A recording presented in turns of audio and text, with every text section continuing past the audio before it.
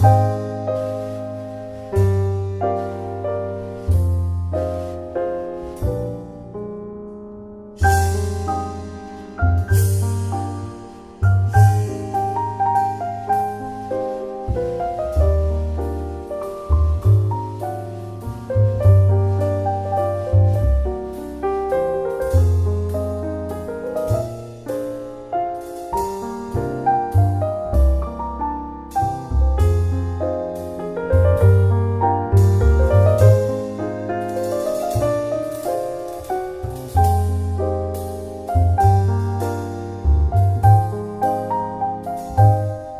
preaching a message tonight titled "The Siege is Over."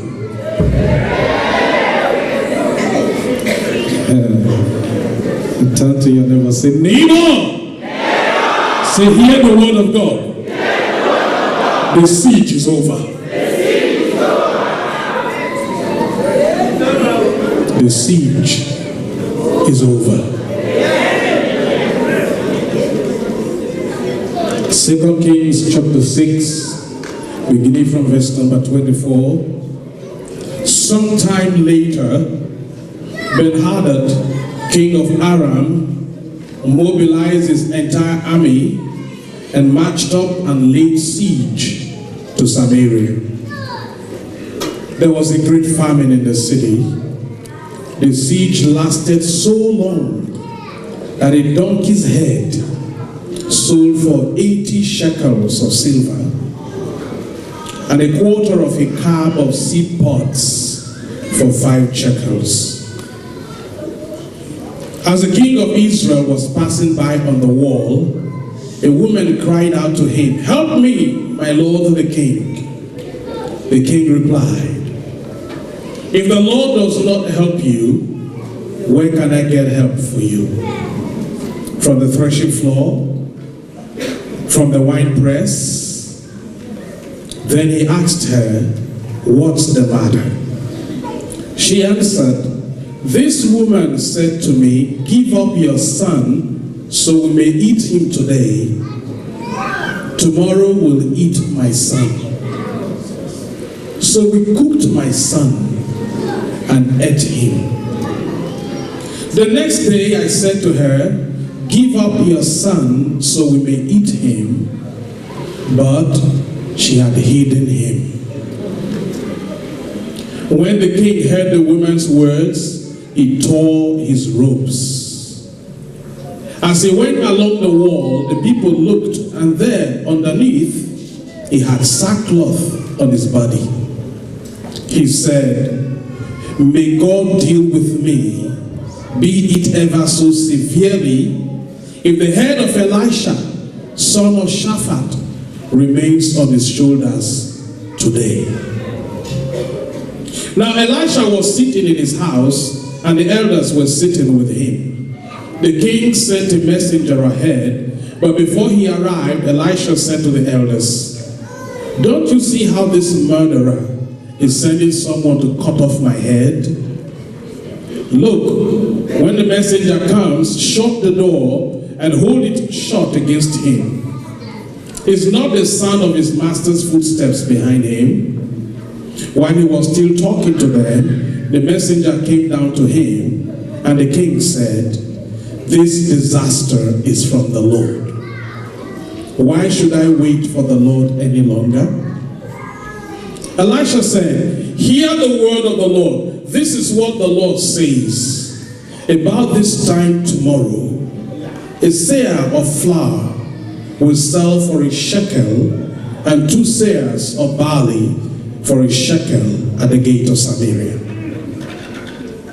The officer on whose arm the king was leaning said to the man of God, "Look, even if the Lord should open the floodgates of the heavens, could this happen? You will see it with your own eyes," answered Elisha, "but you will not eat any of it." May the Lord bless the reading of his word through Christ our Lord. The siege is over. Now, if we were to continue reading the text of chapter 7, you will hear how the Lord miraculously delivered the city of Samaria from this terrible siege by King Ben-Hadad. But I will let you read that on your own when you get home tonight. So make yourself a promise that when you get home tonight, you're going to read the text of chapter 6 all the way down to chapter 7, so that you can see for yourself what God did for his people. And because we serve the God who is the same today as he was yesterday and as he will be forever, he will do the same thing even in your own time and even in your own life and in your family, in the name of Jesus. Now first, what is a siege? According to the Oxford Dictionary, a siege is a military operation on which enemy forces surround a town or building, cutting off essential supplies with the aim of compelling the surrender of those inside. That is the definition from the Oxford Dictionary. A military operation on which enemy forces surround a town or building, cutting off essential supplies with the aim of compelling the surrender of those inside. Now the term derives from a Latin word which translated means to sit. To sit, to just sit down. So to lay a siege, as it were, is to sit down and just wait for the people in the town to get exhausted, for them to surrender. You don't need a full-blown attack. You just cut off every supply of food and water going into the city or anything coming out of it. And gradually the people will begin to lose their courage, their peace of mind. They will lose their supplies and give up. So a siege is when the enemy surrounds you or takes up a stand against you from moving forward or from experiencing the blessings that are yours. That is a siege. Now, historically, when it becomes practically impossible to attack a city head-on, you just lay a siege. And there's a difference between a siege and a battle. There is no battle until two people decide to go head to head. A siege, on the other hand, is you just absorbing the attacks of your opponent. That is a siege. And this is a method that has been used by various military organizations all through history. They just lay a siege and wait. And they afflict the enemy through a combination of three actions. Number one, restrict provisions from going into the town. Restrict food from going into the town. And that will lead to what? Starvation. Number two, restrict water from going into the town. Because in those days, if you remember the story of John chapter 4, for instance, the wells were mostly outside the city gates. The wells were outside the walls of the city. The river, the stream, is usually outside the wall of the city. So if somebody lays a siege against the city, there is no way for the people to get to the water. So no food, starvation, And lack of water will lead to what? Dehydration. That is the second thing. The third action is to restrict transportation and communication between the people in that city and another city. That way you cannot get help. You cannot get help. And that in itself cuts you off from your source of support. So what you have is starvation, dehydration, and helplessness. What is the way forward?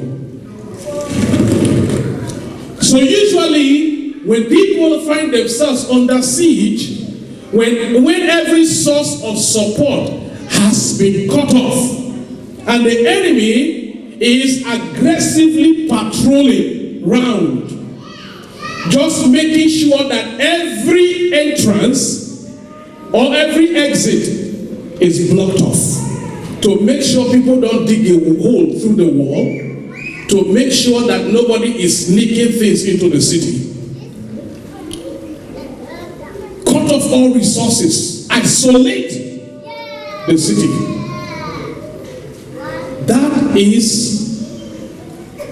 That will bring the city to its knees. And do you know, my dear friends, and I've said this many times through the years, that one of the most effective tactics of the devil is to lay siege on believers. That is one of his most effective tactics. You see, very often the devil knows that if he comes in a full-blown war, you will get support. People will see that you are under attack, and a lot of believers will come to your aid. So he doesn't want to come very often in a full-blown attack mode. Instead, he lays siege. And when he lays a siege, he cuts you, he isolates you from people who will normally come to your support and your aid. And gradually, the believer's life begins to wither. If Satan can isolate you, if he can cut you off from the things of God and the people of God, you are at his mercy. And believe you me, Satan has no mercy. The Bible says the thief comes only to steal, to kill, and to destroy. No isolated Christian can overcome and conquer the enemy. No isolated Christian. And that is why I feel sorry very often for people who say church is in the heart. Because that in itself is a contradiction. The word, the term church alone already presumes a family.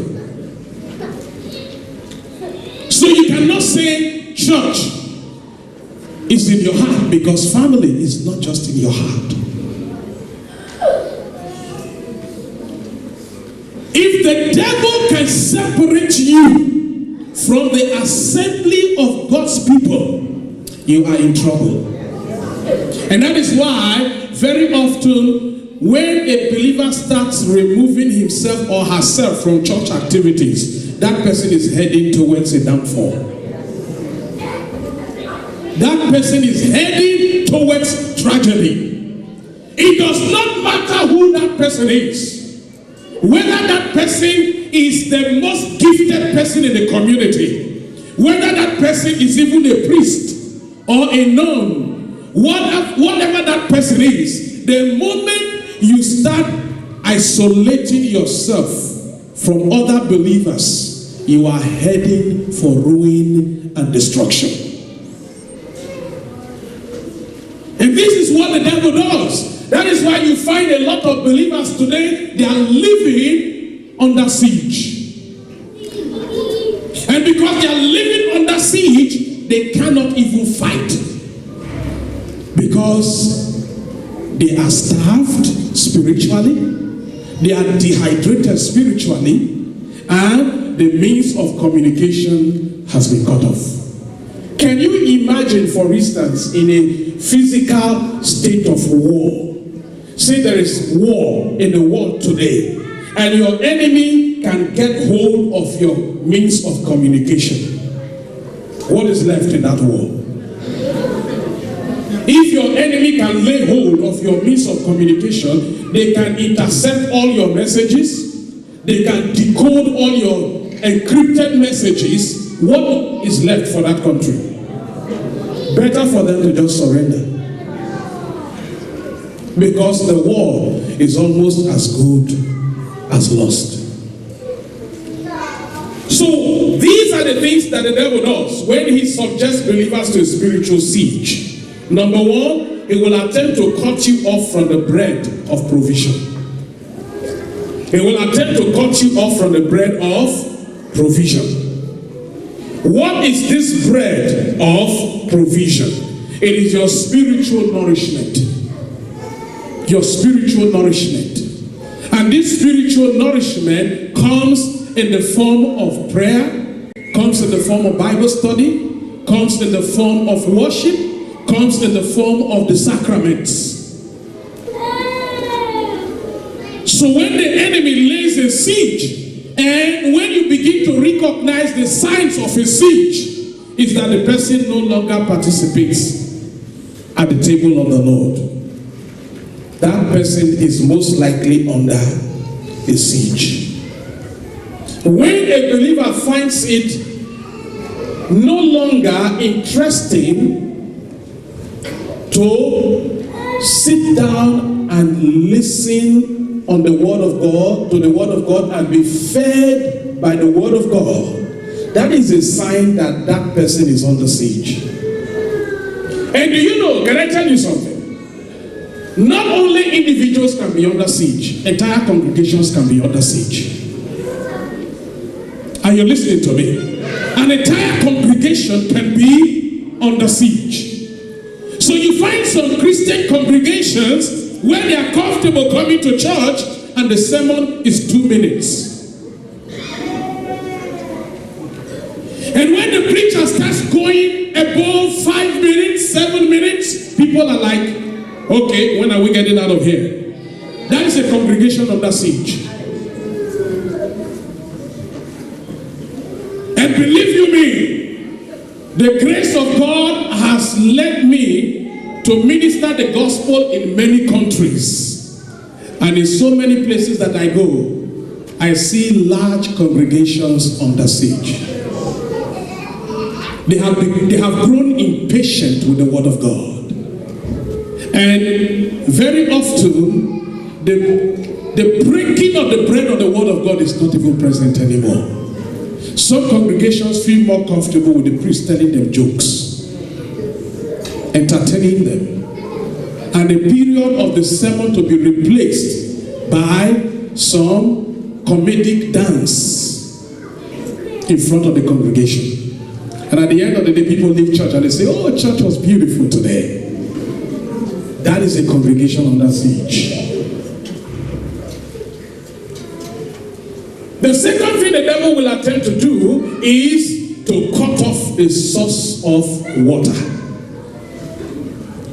The source of water. So first, he makes sure that spiritually you are no longer fed. You don't have the stomach for worship or for prayer. Oh, when believers are worshiping and praising God, some Christians get uncomfortable.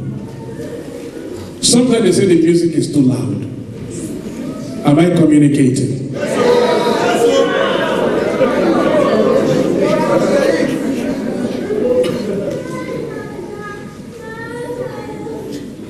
The devil will cut people off from the source of spiritual daily bread.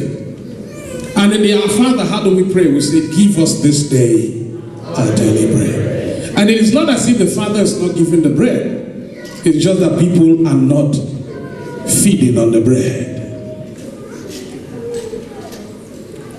So you find people who are comfortable coming to church and they say, well, I made my offering, but they don't go to the sacraments. I make my offering, but they will not spend even 2 minutes visiting the Blessed Sacrament. Siege. Cut off the source of spiritual nourishment and then cut off the source of spiritual water. What is the spiritual water? When you read the scriptures, especially in John's Gospel, you recognize that water is a symbol of the Holy Spirit. So the next thing the devil will do will be to attempt to cut off the individual from anything that is spiritual. Anything that is spiritual, anything that is spirit-filled, cut the person off. Cut the person off. So that even in the car, the person gets in the car, and the cars these days, once the ignition comes on, the music comes on. Right? So what kind of music is playing in your car?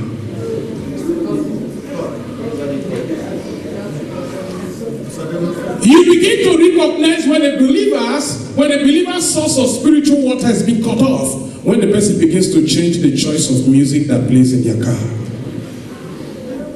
The source of things they listen to, whether in their car or at home, the kind of television programs they watch.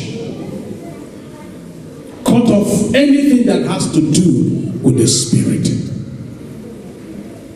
Remove them from fellowship, from attending fellowship. So first, cut off the spiritual nourishment. Second, cut off the things of the Spirit. And third, cut off every means of fellowship or communication with other believers. So the individual is thinking, should I go to fellowship today? By the way, who is ministering tonight?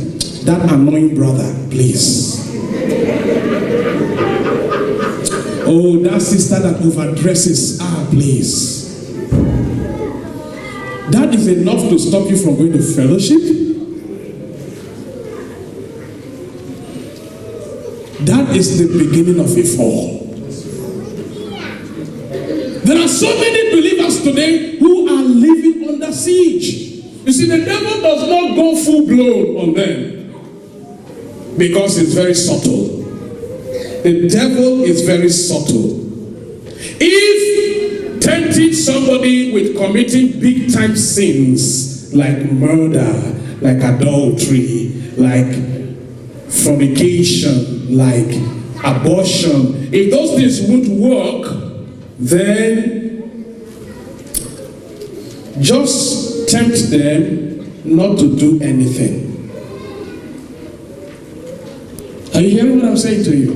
If tempting you to commit adultery will not work, if tempting the person to steal from the workplace will not work, if tempting the person to commit murder will not work, well, then tempt them just to sit down and do nothing.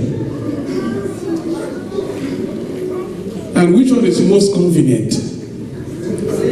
Do nothing. Turn to the person beside you and say, are you a do-nothing believer?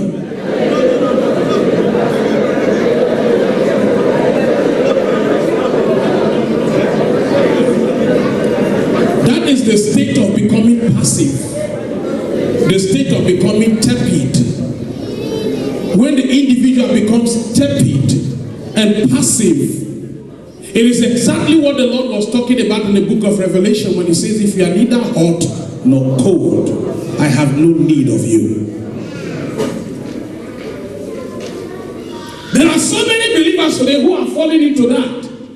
And hear what they say. When you're discussing with such believers, you hear them talk up their self-righteousness. When they say, well, I don't steal, I don't lie, I don't cheat, I don't gossip. Yeah, you're telling me all the things you don't do, but why don't you tell me what you do? Well, what exactly do you do as a believer? Don't just tell me the things you don't do, but tell me the things that you do. Because that is how the devil comes against people, with a state of siege. He puts people in that situation where he gets them to stop anything to do with the Word of God, anything to do with fellowship, anything to do with the spiritual. Get them not to read their scriptures, but they can read a magazine for hours. When they get on the train or the bus, what comes out of their bags? Magazines. And what kind of magazines? Fashion magazines. Music and stuff. Football. Those are the things that come out of their handbags. But have you traveled the bus or the train with a Jewish man? What does he read? The Torah. Have you traveled the train with a Muslim? What does he read? Have you traveled the train with a Christian? What does he read?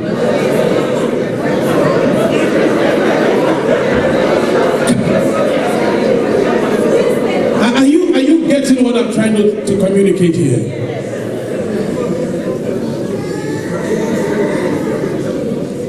And you wonder why Islam is the fastest growing religion in the world?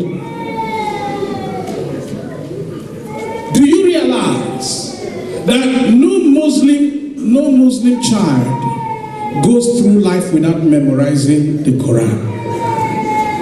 And there is no Jewish child, male child, who celebrates Bar Mitzvah without memorizing the Torah. And there is no Jewish teenage girl who celebrates Bat Mitzvah without memorizing the Torah and reciting it, by the way.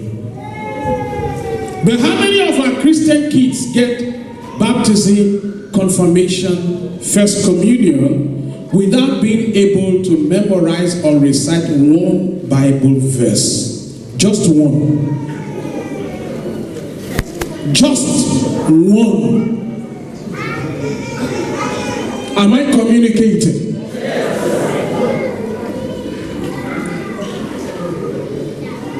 What stuff are Christian parents putting in the hands of their children? This is a serious indictment, my dear friends. If the devil can get believers to stop worshiping, the siege wins. If the devil can get believers to stop praying, the siege wins. If the devil can get believers from paying attention to stop paying attention to spiritual things, the siege wins. When the devil can get believers away from the table of the sacraments, the siege wins. When the devil can stop believers from fellowshipping with other believers, the siege wins. When the devil can stop believers from participating actively and proactively in the things of the kingdom of God, the siege wins. And when the devil can get believers to commit sin, the siege wins. When a life is under siege, there will be desolation. There will be emptiness and fruitlessness. There are so many believers today who are living under siege. The devil intends to bring those under his dominion when he lays siege on the life of an individual, or when he lays siege to a family. His intention is to bring that family or that individual to a place of complete desolation, wastefulness, and elimination. And he doesn't play around. The devil does not kid around. A person under siege is like a person in jail. A person in jail still has some air of freedom, right? At least the person can move around, but within a restricted, a confined space. That is what the devil does to a lot of believers. And the fact that some believers can still move around within a confined space, they think they are free, without realizing that they are in jail and they are heading towards death. The devil does not kid around, my friends. When a person is under siege, the person becomes trapped.